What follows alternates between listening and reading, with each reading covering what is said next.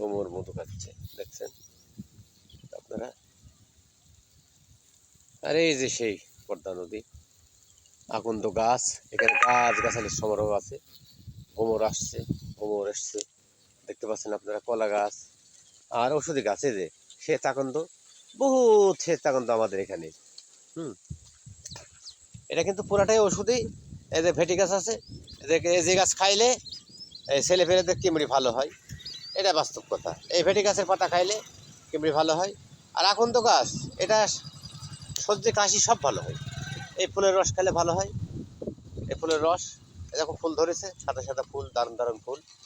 আপনাদের যাদের ঠান্ডা দাঁড়িতে সমস্যা বড় মানুষের আছে, আপনারা খাবেন। এটা হলো সবুজ, আর এটা হলো একটা লাল আকন্দ। হ্যাঁ, আকন্দ বিভিন্ন রকমের জাতি আছে।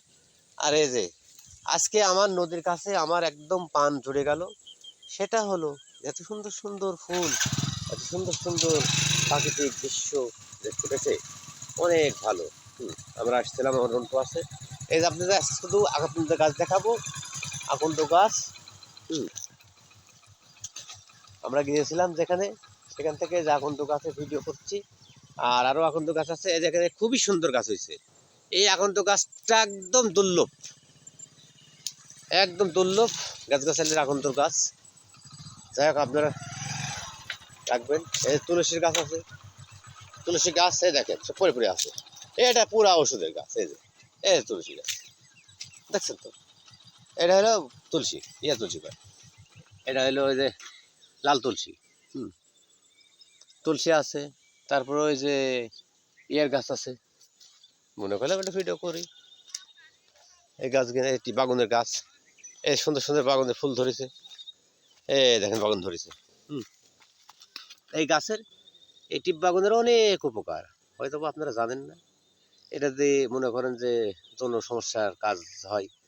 এটা দিয়ে হচ্ছে, এই গাছে মনে করেন যে বড় বড় টমেটোর কলম বাঁধে, এটাও হয়।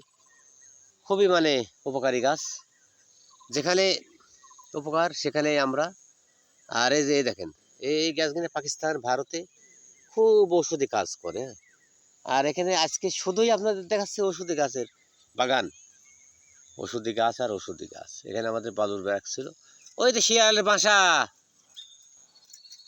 শিয়ালের বাসা, রন্টু দাঁড়িয়ে আছে, দেখতে পাচ্ছেন। সুন্দর সুন্দর আকন্দের গাছ, মানুষ চলে যাচ্ছে অনেক।